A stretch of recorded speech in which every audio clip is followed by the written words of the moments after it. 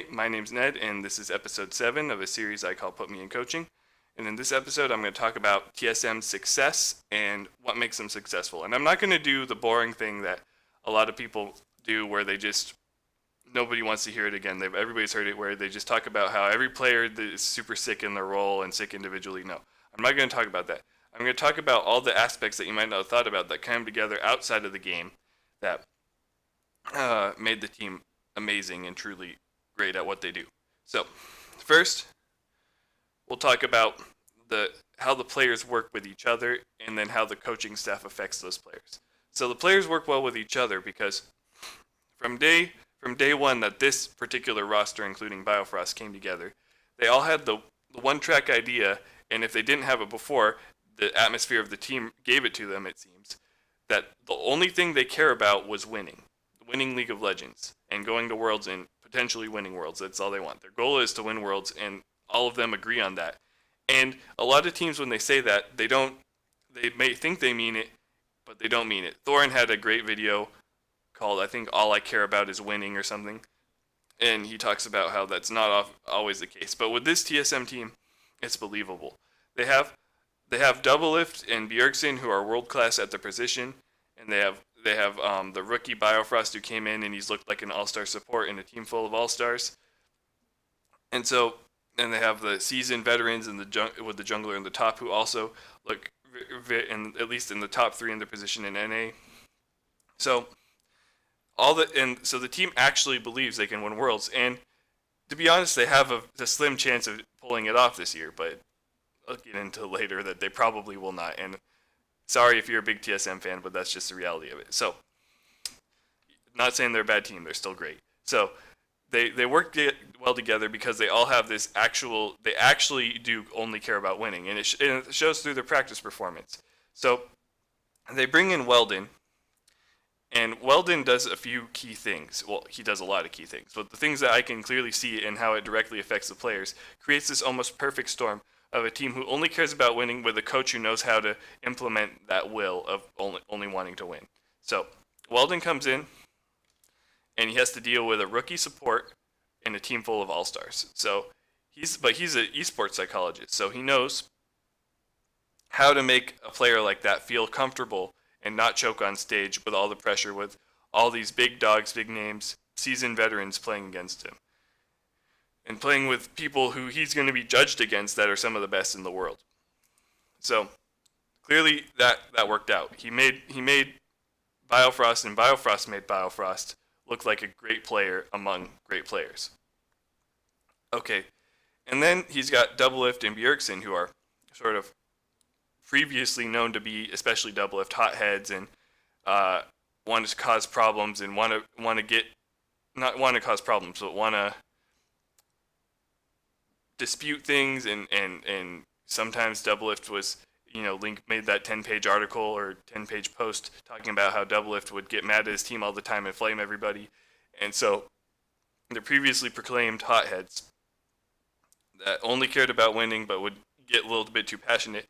And then Weldon was able to sort of quell those things or work through them and help the team and help those all-star carries channel that energy into a positive force to propel the team's success.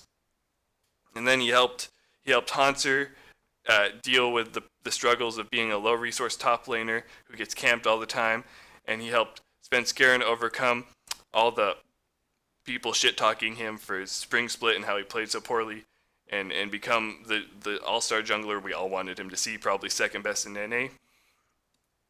So Weldon had direct impact on each and every player, which is, of course, what a coach's job is.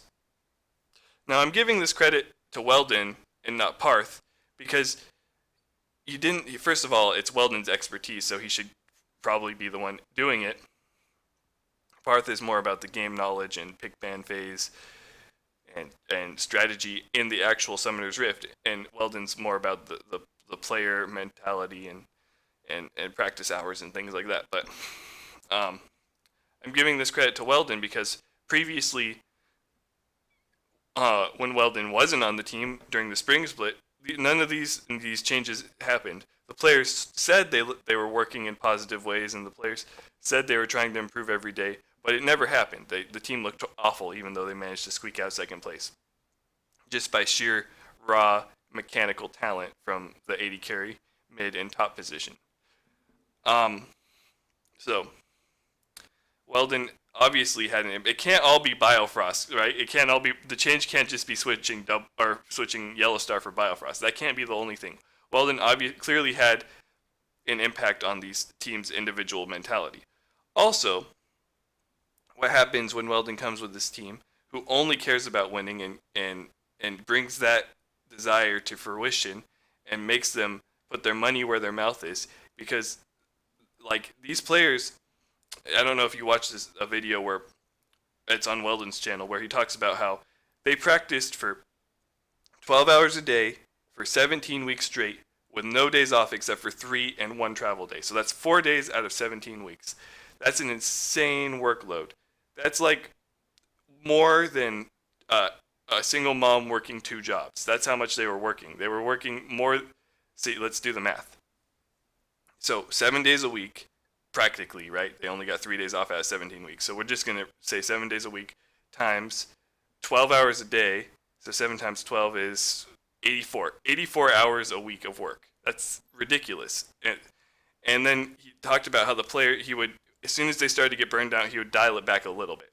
But that's insane for any team to practice. And so what's more impressive to me than any sick flash juke or pentakill that the players get in game is that they had the dedication to practice 12 hours a day, 7 days a week, for 17 weeks straight without a day off, and still stayed this confident, this happy, this performing this well, and this sort of they look happy and healthy players, that they look like this is actually their life. This is what they wanted to do, and they made these sacrifices to do exactly what they wanted to do.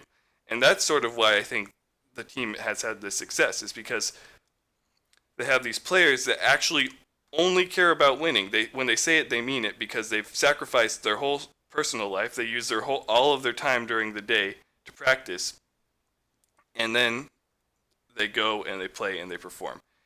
I think that's an exceptional quality, and that's why I think TSM wins, more so than any sick individual skill that the players obviously do have. All right. Now, I teased earlier that I don't think they have a chance in hell. Well, I think they have a very slim chance at winning Worlds, but it's very unlikely after watching Samsung play KT. Korea's macro play is just way too good, and that was only the third place team in Korea. So, but I mean, Samsung looked better than the second place team in that gauntlet run. So we'll see if they probably might play better at Worlds, but that's beside the point. Their macro play is way far ahead. Sorry to all you NA fans, I'm one of them, but I don't think we have a chance in hell at Worlds. So thanks for watching. Bye.